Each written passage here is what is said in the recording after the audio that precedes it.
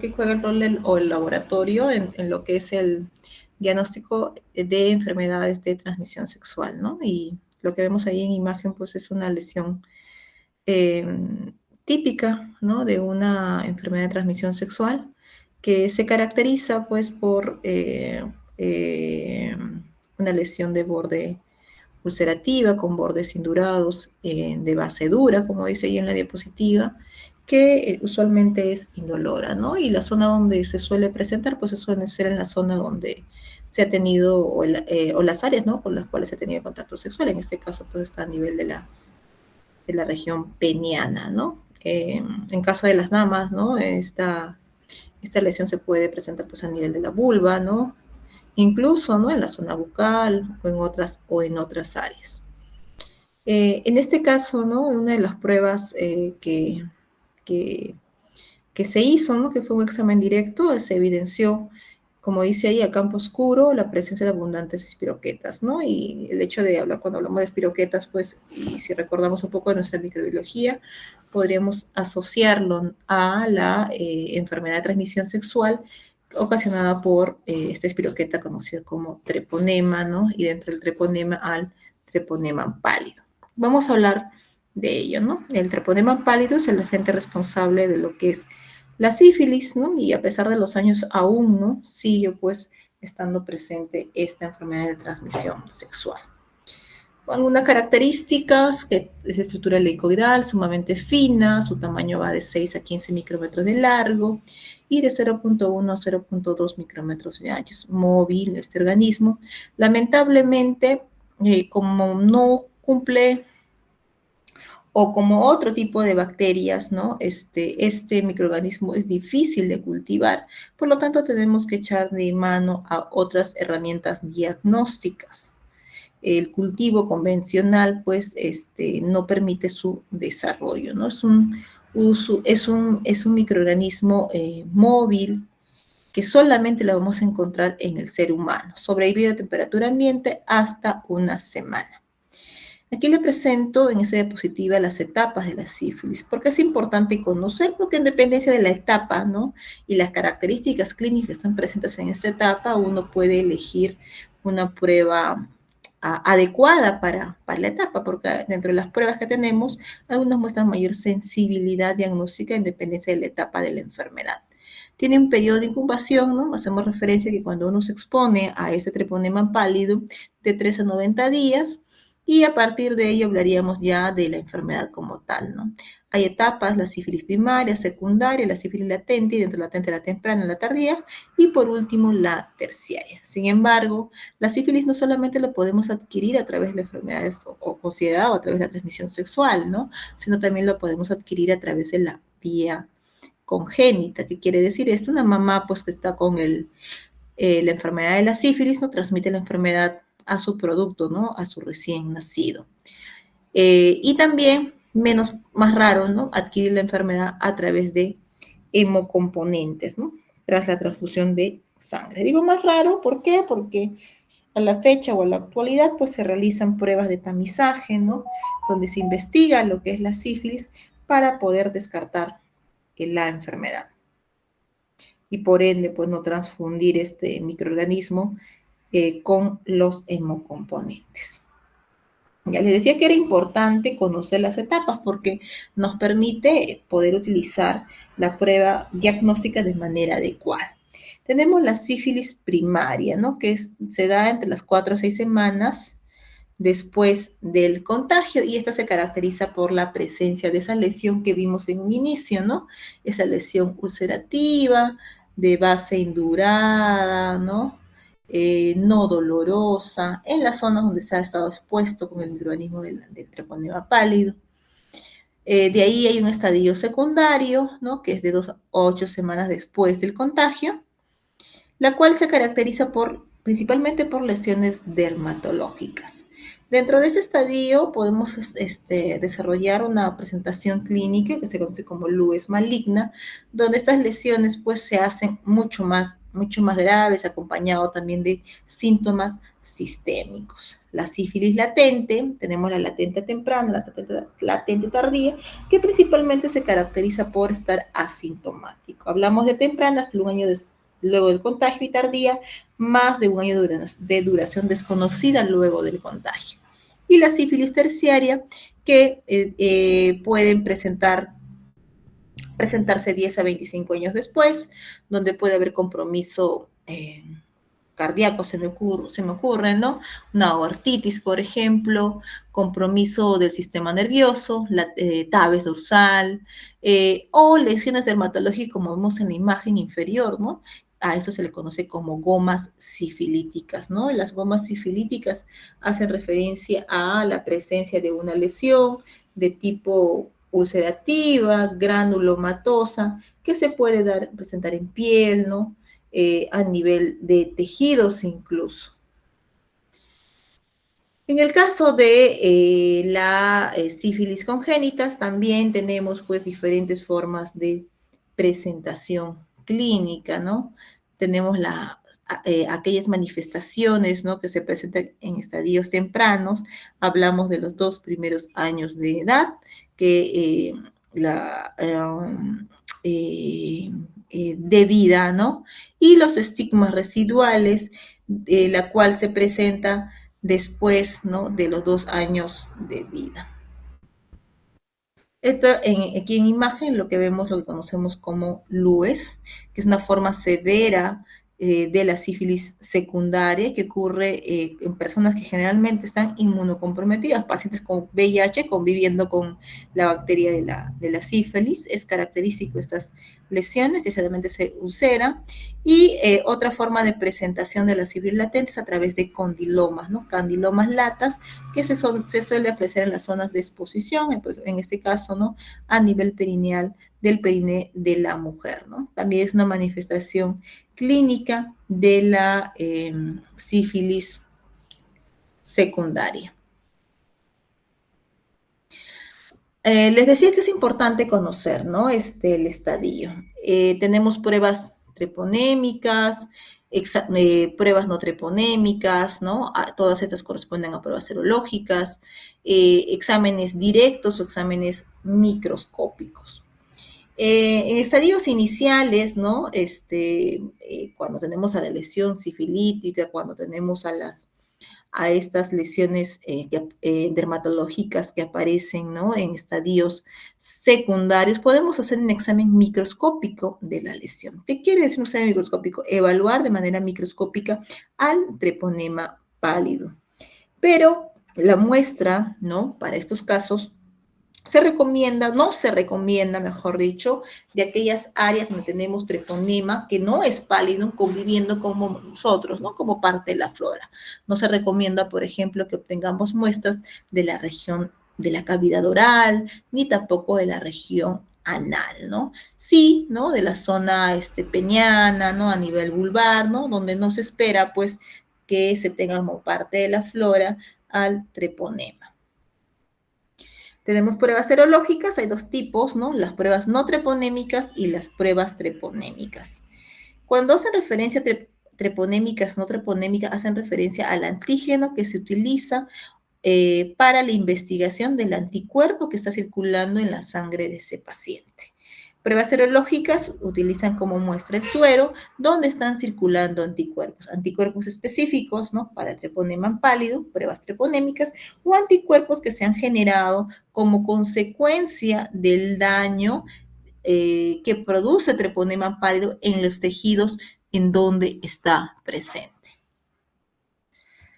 Bien, vamos a hablar ahora de las pruebas directas o examen microscópico, como dice ahí, directo, ¿no? Este método directo se prefiere, ¿no? En vista que no se puede usar, pues, el cultivo. Hay diferentes maneras de un examen directo, ya sea a campo oscuro, ya sea utilizando anticuerpos fluorescentes de manera directa. Para ambos casos, tanto a campo oscuro como con uso de anticuerpos fluorescentes directos, pues se requiere de equipos especiales. Por lo tanto, no todos los laboratorios tienen pues esta manera de poder identificar al treponema pálido. Como les decía, no es recomendable, no se prefiere el uso o la investigación de treponema pálido por esta metodología cuando la muestra proviene de la cavidad oral o de la cavidad o la región anal. Su detección directa es limitada, el treponema no es capaz de sintetizar cofactores enzimáticos, antigrasos ni nuevos nucleótidos, es completamente dependiente del huésped y su cultivo de medios sintéticos no es viable, ¿no? Por eso es que se prefería por estas pruebas. Y aquí tenemos a las dos formas de las pruebas, ¿no? La prueba a campo oscuro y la inmunofluorescencia directa. ¿Qué cosa apreciamos ahí? Al treponema, ¿no? Como vemos aquí en imagen, a la espiroqueta como tal. Bien. ¿Qué otras pruebas contamos? ¿No? Con las pruebas serológicas. Les dije que cuando hablamos de pruebas serológicas nos estamos refiriendo al suero como tal. Y en el suero lo que vamos a buscar son anticuerpos. Las pruebas serológicas aparecen anticuerpos detectables en la infección primaria y el título aumenta durante la fase secundaria y declina en la fase latente. Dentro de las pruebas serológicas tenemos aquellas que son treponémicas y aquellas pruebas que son no treponémicas. Usualmente las treponémicas son consideradas como específicas y las no treponémicas como pruebas sensibles o de tamizaje, ¿no? A la fecha se puede utilizar como pruebas de tamizaje a las pruebas treponémicas, ¿no? Y dentro de ello, sobre todo con esta evolución, ¿no? De la automatización, donde se utiliza equipos, ¿no? Para poder hacer el diagnóstico. ELISAs, ¿no? Que te identifican anticuerpos específicos para el treponema pálido, consideraríamos, ¿no? Una metodología sensible también para poder identificar, ¿no? Que está presente o no la enfermedad. Dentro de las pruebas no treponémicas tenemos al RPR, tenemos también a ELISAs, ¿no? Que utilizan como componentes, ¿no? Los mismos antígenos, ¿no? Que están presentes en el BDRL. Este RPR o este BDRL buscan, ¿no? Anticuerpos dirigidos, ¿no? Frente a antígenos tipo cardiolipina, lecitina y colesterol. Es decir, buscan a los anticuerpos reagínecos. Sin embargo, ¿no? Tiene sus ventajas, ¿no? O sus desventajas. Y una de las desventajas es que tiene una sensibilidad mínima, si queremos comparar, ¿no? Inferior contra una prueba treponémica en los estadios iniciales de la enfermedad. Estamos hablando, ¿no? De la sífilis primaria, es decir, cuando vemos esa lesión tipo chancro, ¿no? O ulcerativa en las zonas de exposición, donde está alrededor del 86 hasta el 78%. Y también, ¿no? Su sensibilidad puede ser menor en estadios tardíos de la enfermedad. Muestra insensibilidad, entonces en la fase primaria, menor a 10 días, y en la fase tardía.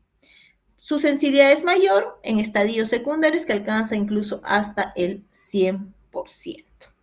Tenemos otras pruebas que son las pruebas treponémicas. Como les decía, estos eran anteriormente considerados como pruebas confirmatorias. A la actualidad también se solicita como prueba inicial, es decir, como prueba de cribado, ¿no? Como les decía, eso se debe mucho a la automatización que hay a la fecha para poder identificar anticuerpos treponémicos. Tenemos dentro del mercado lo que son el FT absorción o anticuerpos treponémicos fluorescentes, lo que es el EIA, ¿no? Que es el inmunoensayo, ¿no? Contra el treponema pálido, el CLIA, ¿no? Que es la quimioluminiscencia, aglutinación de partículas. ¿Qué cosa usa?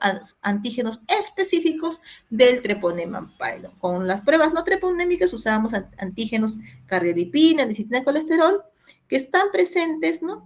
En esos reactivos y tratan de investigar anticuerpos dirigidos para esos, ¿no? Cardiolipina, lecitina, colesterol, es decir, anticuerpos regénicos. En este caso, con las pruebas treponémicas, lo que investigamos son los anticuerpos treponémicos que se van dirigidos contra el antígeno específico del treponema pálido que se encuentran en esas pruebas conocidas como pruebas treponémicas. Se usan para el diagnóstico de sífilis latente y terciaria sin tratar. Sus resultados, lamentablemente, van a ser positivos de por vida, ¿no? ¿Qué quiere decir esto, no? De por vida vamos a tener anticuerpos contra el treponema pálido, independientemente si nos hemos curado o no, o sea, hay memoria, ¿no? Inmunológica, por lo tanto, no es fiable para medir la respuesta al tratamiento, ¿no? A diferencia de las pruebas no treponémicas, donde las pruebas no treponémicas se permiten valorar, ¿no? El estadio o la cantidad, ¿no? De treponemas, ¿no? Que se tiene en el organismo, o la actividad de la enfermedad, donde se sobreentiende, ¿no? Que cuando tú recibes un tratamiento adecuado, estas pruebas no treponémicas van a empezar a disminuir sus valores, ¿no? Sus diluciones. Sus resultados, en caso de las pruebas treponémicas, son positivos por muchos años, son cualitativos. ¿Qué quiere decir? ¿Son positivos o negativos, no? En cambio, en las pruebas no treponémicas suelen ser semi-cuantitativos, ¿no? Te permite cuantificar. En caso, ¿no? De la inmunoanálisis de tipo IgG para sífilis es positivo en 90 y 95%, y para sífilis primaria, ¿no? En el caso de sífilis secundaria, en 99 hasta 100%. Aquí tenemos algunas características de las pruebas no treponémicas. Su resultado es semicuantitativo, ¿no? Te pueden expresar en diluciones, ¿no? Útiles sí como screening, ¿no? Son altamente sensibles, sobre todo en estadios ya secundarios. Los títulos se correlacionan con la actividad de la enfermedad, ¿no? Mientras más título tenga, mayor actividad de la enfermedad tendré. Y mayormente se negativizan luego de un tratamiento exitoso. En algunos pacientes los títulos pueden permanecer bajos por largos periodos de tiempo o incluso para siempre, ¿no? Son muy raros. Aquí tenemos este porcentaje, ¿no? Que lamentablemente, por más que tengan la enfermedad, van a salir negativos en estas pruebas no treponémicas, sobre todo en estadios de sífilis latente tardía. Y la utilidad, ¿no? De estas pruebas no treponémicas en el diagnóstico de neurosífilis, ¿no? Cuando hablamos de neurosífilis estamos refiriéndonos a que el treponema pálido también suele alcanzar el sistema nervioso central, ¿no? Y como producto de su presencia a nivel del sistema nervioso central, pues se van a presentar sintomatología, ¿no? Que nos hablan de daño a nivel neurológico y también algunos hallazgos laboratoriales. La prueba, ¿no? Gold estándar para poder hacer diagnóstico, ¿no? De neurosífilis, la más específica es la BDRL en líquido cefalorraquídeo, ¿no? Que facilita el diagnóstico de neurosífilis sintomática o asintomática. Sin embargo, un resultado no reactivo no lo descarta. Si tenemos la sospecha, un cuadro clínico, ¿no? De un paciente diagnosticado de sífilis, y que pensamos, ¿no? Que sífilis no solamente está a nivel, ¿no? Periférico, sino también a nivel central, y nuestra prueba de BDRL tras una punción lumbar es negativa, hay que valorar cómo es el comportamiento de este líquido cefalorraquídeo en cuanto a la parte bioquímica o en cuanto al recuento celular. Usualmente, cuando hay compromiso o alguna alteración a nivel neurológica, lo que vamos a tener es pleocitosis. Si hablamos de pleocitosis, por la presencia pues, de leucocitos mayor, en este caso mayor a 5 leucocitos. Vamos a entender proteínas, ¿no? Elevadas, sobre 45 miligramos por decilitro, y esto sugiere pues, una enfermedad activa del sistema nervioso central. El FTA absorción en líquido cefalorraquídeo también es una herramienta para poder hacer coayuda, ¿no? Dentro de lo que es la estrategia para el diagnóstico de sífilis, pero lamentablemente no es específico. Es sensible, pero no específico. Particularmente, ¿no? En neurosífilis asintomática, en el contexto de una pleocitosis de LCR linfocítico y de un BDRL no reactivo, una prueba de FTA absorción en líquido cefalorraquídeo no reactivo nos va a excluir, ¿no? Tenemos la certeza prácticamente que no se trata de neurosífilis, ¿no? ¿Cómo es el comportamiento, ¿no? del RPR, es decir, la prueba serológica en pacientes que han sido ya positivos o reactivos y que han recibido tratamiento? En teoría, se espera, ¿no? Si un tratamiento adecuado, sus valores disminuyen. Sin embargo, ¿no? Títulos elevados, ¿no? Una de dos, nos indican una nueva infección o que no hay una respuesta adecuada al tratamiento reciente o que está fracasando el tratamiento, ¿no? Tenemos aquí algunas causas, ¿ya? Como toda prueba, tiene falsos positivos, tiene falsos negativos, y tenemos los falsos positivos en las pruebas serológicas no treponema, es decir, RPR o BDRL, infecciones principalmente,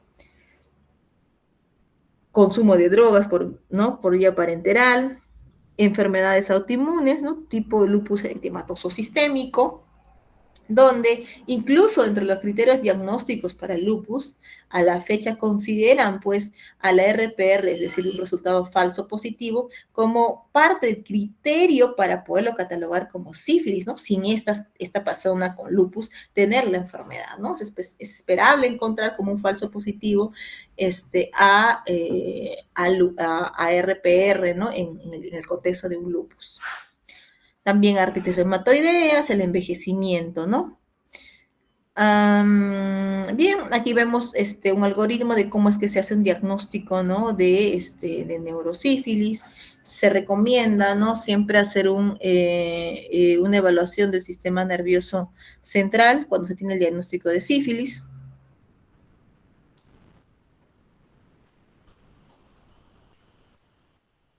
¿Qué pedimos, no? Un análisis de líquido cefalorraquídeo, un análisis del suero de ese paciente, ¿no? Si tenemos positivo, ¿no? En suero del paciente, ya sea por pruebas treponémicas, ¿no? Y que además, ¿no? Hay síntomas neurológicos que nos pueda sugerir, ¿no? A neurosífilis, lo que se recomienda, pues, es un aspirado de punción lumbar. Si es que no hay síntomas neurológicos y mi título, ¿no? de RPR es mayor al 1 a 32, ¿no? Estamos dando las ilusiones. Se sugiere también una punción lumbar con la finalidad de poder valorar, ¿no? El RPR. Un RPR reactivo es neurosífilis y por lo tanto hay que tratarla. Un RPR no reactivo, ¿no? Hay que valorar el líquido cefalorraquídeo, cuántos leucocitos tengo, más de 5, ¿no? Tratar para neurosífilis, menos de 5, valorar cómo está mi proteína, si mi proteína está más de 45, tratar para el neurosífilis, y si esta está menor, simplemente no es neurosífilis. Aquí tenemos un porcentaje medio de la positividad de intervalo entre distintas fases de la enfermedad. Vemos, ¿no? cómo es el comportamiento de la prueba treponémica, como es el FTA, ¿no? Y el RPR o BDRL, donde en sífilis primaria las pruebas no treponémicas, su porcentaje de sensibilidad o de positividad va a ser menor, ¿no? 78% versus 84% para lo que es el FTA, ¿no? Ambas, ¿no? Están al 100% secundarias, es mayor ya en estadios tardíos también para las pruebas específicas. Hay causas de falsos positivos. Los falsos reactivos en la población generalmente es entre 1 y 2%. Los falsos reactivos usualmente presentan títulos bajos, ¿no? Y también, ¿no? se encuentran falsos positivos cuando nos encontramos en un estadio de sífilis latente o tardía, ¿no? Algo característico que se puede encontrar como falsos positivos es que los títulos no van a estar, pues, títulos en 732 o en 64, ¿no? Sino títulos muy bajos, ¿no? 2, 4 o un poquito más, ¿no? La interpretación de las pruebas treponémicas, ¿no? La reactividad de estas pruebas aparece casi al mismo tiempo que las pruebas no treponémicas. En las sífilis secundarias y latentes, usualmente pues son 100% reactivas. La sensibilidad, sin embargo, va a declinar al 95% en los estadios tardíos. Y en aproximadamente 84% de los casos de sífilis, una vez que la prueba treponémica se positiviza, permanecerá positiva de por vida.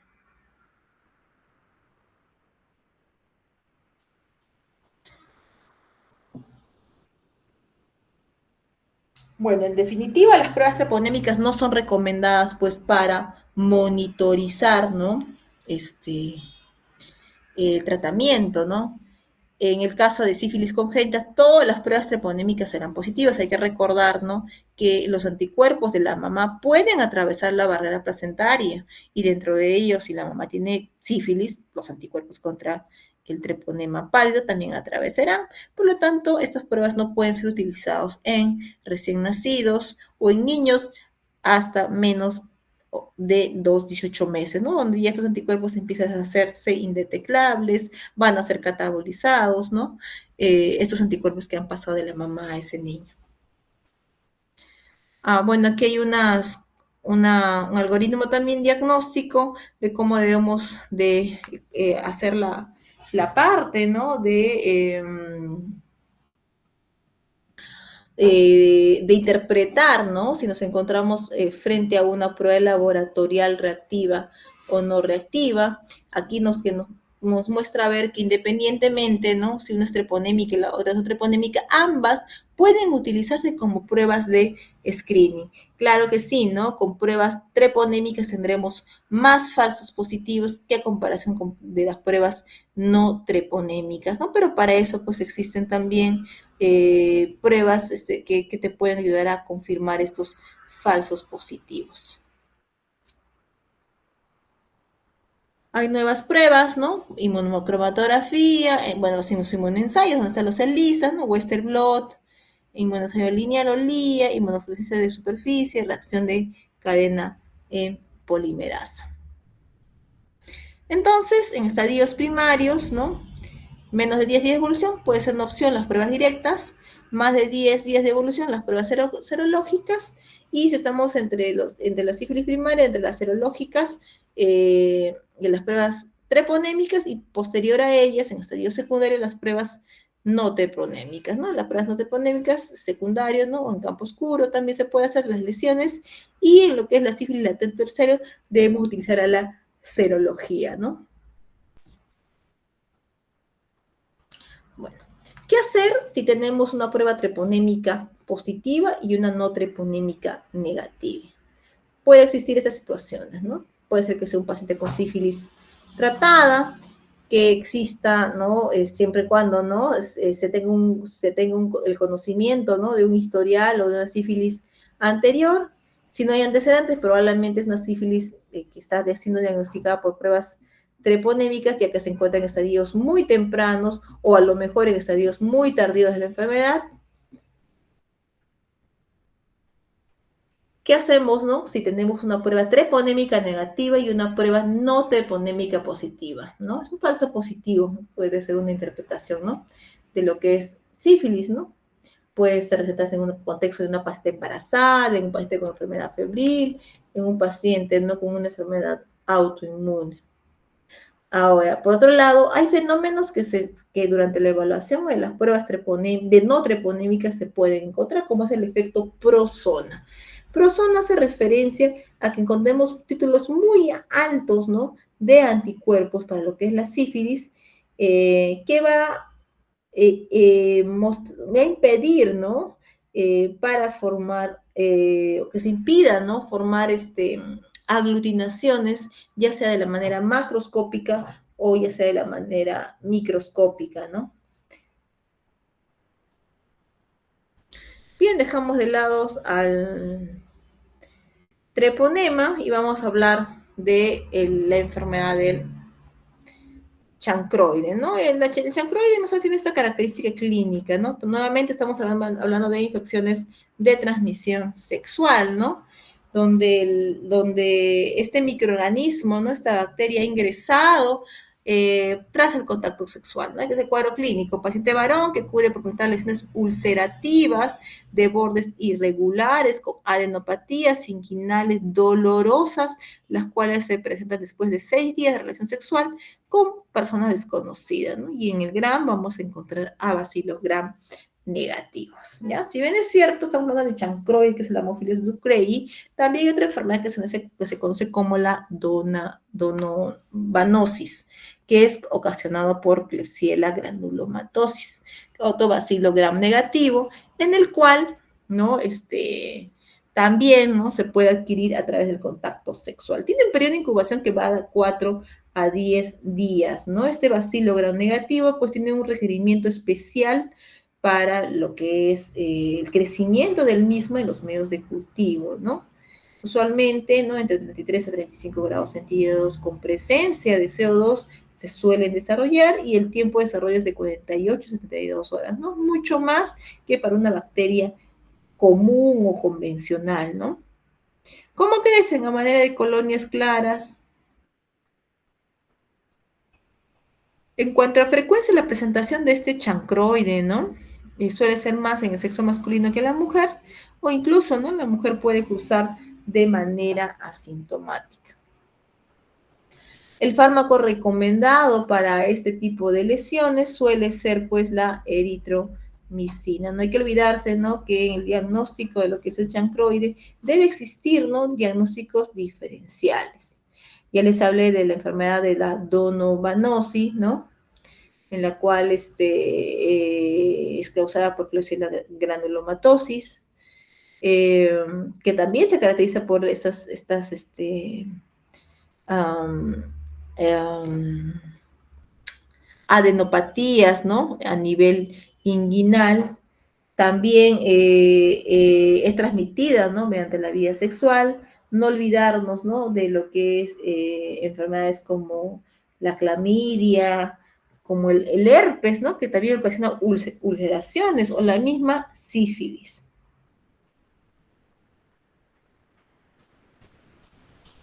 Entonces, el diagnóstico de esta enfermedad lo podemos hacer cultivo y, si es que se puede, con mucho mejor razón, a través de lo que es la PCR. Podemos hacer tinción gram también de esta muestra, donde vamos a encontrar bacilos gram negativo agrupados a manera de banco de peces. Vemos aquí una imagen, ¿no? De ulcerativa ocasionado por chancroide, ¿no? Donde indican, ¿no? Que esta muestra, ¿no? Esta secreción que está presente en esa lesión ulcerativa debe ser incubada a una atmósfera de CO2 al 10%, ¿no? Mostrando una sensibilidad de cultivo al 60 hasta el 80%. No siempre hacemos el cultivo, ¿no? Muchas veces el clínico simplemente en base, ¿no? a su experiencia hace el diagnóstico, ¿no?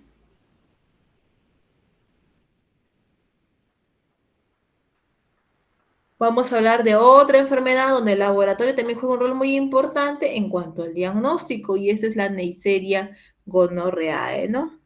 Que está asociado pues a esa descarga uretral o a ese flujo vaginal, ¿no? Blanquecino, abundante, que es una de las manifestaciones que suelen cursar estos pacientes. ¿Qué cosa es la Neisseria gonorrheae? Es un diplococo gram negativo, achatado por el lado de unión, que va a ser transmitido a través del contacto sexual. Diversidad de enfermedades pueden ser producidas por Neisseria gonorrheae. Uretritis, cervicitis, enfermedades pélvicas inflamatorias, bartolinitis, perihepatitis, ¿no? Incluso, ¿no? En estadios de embarazo puede presentar complicaciones durante su embarazo. Es un diplococo gram negativo que, si bien es cierto, ¿no? Utiliza medios convencionales para poder crecer, requiere un concentrado de CO2, aunque sea mínima, ¿no? Son capnófilos, susceptibles de temperaturas frías, a la desecación y ácidos grasos, ¿no? Requieren medios precalentados para poder crecer. Y estas son las manifestaciones que les hacía mención, ¿no? uretritis, ¿no? Incluso a complicaciones, ¿no? Como las artritis, ahí vemos una artritis séptica de tobillo, conjuntivitis en el caso de recién nacido. Podemos utilizar el GRAM como parte del diagnóstico, encontrar cocos, diplococos gram negativos en una muestra de secreción uretral, por ejemplo, tiene una buena sensibilidad y especificidad, ¿no? 90 hasta el 98% en el caso de los varones, más no en las mujeres, ¿no? Y eso está en relación por la contaminación de la obtención de la muestra, ¿no? Donde esos diplococos gram negativos pueden ser correspondientes a otros microorganismos. La prueba es insensible en mujeres, útil en la artritis gonocócica, carece de utilidad pues, en faringitis, lesiones cutáneas o anorrectales, ¿no? Y vemos una imagen aquí en la parte inferior, donde también se puede hacer su cultivo. El medio ideal, ¿no? Para cultivo es el medio de Thayer-Martin.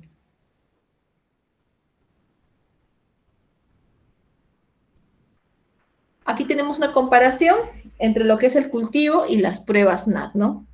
El cultivo en el agar Thayer-Martin. Su sensibilidad varía, 72 a 95%, asintomático 65-85%, y la ventaja que cuando encontramos o aislamos gonococo es que te van a decir sensibilidad frente a qué antibiótico presenta. Las pruebas NAT,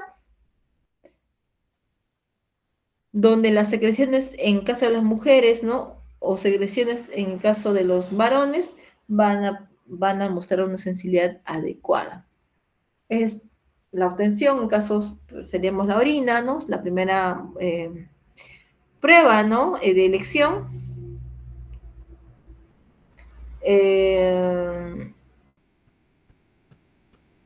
Podemos utilizar también hisopos, ¿no? Para poder obtener la muestra. Esta prueba NAT es considerado incluso el estándar de oro. Por último tenemos a la clamidia trachomatis, ¿no? Clamidia trachomatis, ¿no? Tiene diversos tipos de serovariedades, ¿no? Serovariedad L1, L2, L3, ¿no? A, B o C, ¿no? Incluso la variedad D, E, F, ¿no? Van a ser hasta acá, ¿no? Presentes o pueden ser presentes en determinadas patologías. Cada una de estas, pues, van a ser responsables de alguna enfermedad. Por ejemplo, ¿no? La serovariedad L1, L2 y L3 van a ser responsables del linfoadenoma venéreo, la serovariedad A, B, C asociada a tracoma. Tracoma es un hallazgo o una manifestación clínica que compromete, hace referencia a un compromiso a nivel conjuntival.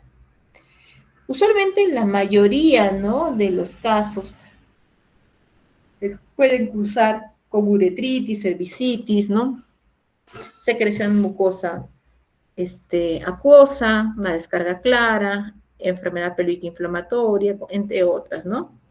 Y dentro de las complicaciones, pues tenemos cicatrización de la trompa, peripatitis. Bien.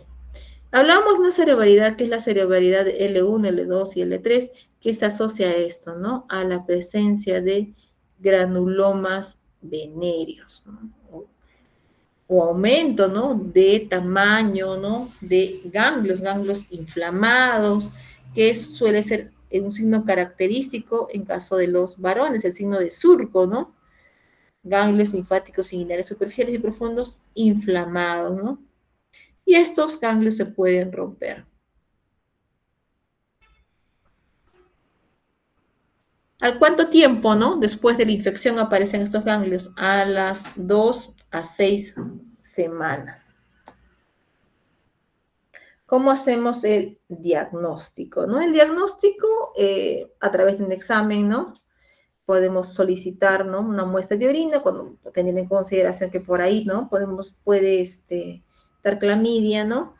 En el examen de estas muestras de orina vamos a encontrar piuria sin bacteriuria, tinción gram negativa, ¿no? Cultivo negativo, va a indicar pues una alta sospecha de clamidia. Podemos utilizar una herramienta, ya no sé, como los NAT, de las muestras, ¿no? Donde pensemos que esté clamidia, con una sensibilidad y especificidad del 88 al 95, al 99.5%, y si la muestra proviene de orina, perdón, ¿no? En orina, ¿no? Y si la muestra proviene de la secreción cervical, hasta 99.6%. Las pruebas NAT se consideran como pruebas estándar de oro para el diagnóstico de clamidia. ¿Cuándo más es útil pedir NAT? En caso de rectitis, ¿no?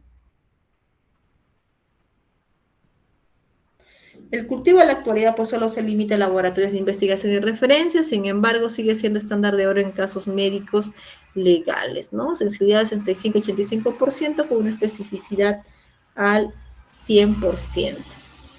Para lo que es en el contexto, ¿no? De un linfogranuloma venérea por esta clamidia, ¿no? Puede utilizarse la técnica de fijación de complemento, donde uno en más, ¿no? De 64, apoya el diagnóstico, pero no estandariza o no estandariza. Un título, ¿no? De 1 en 256 no descarta una infección reciente o antigua. Bien, hasta ahí sería todo, jóvenes. No sé si tienen alguna consulta.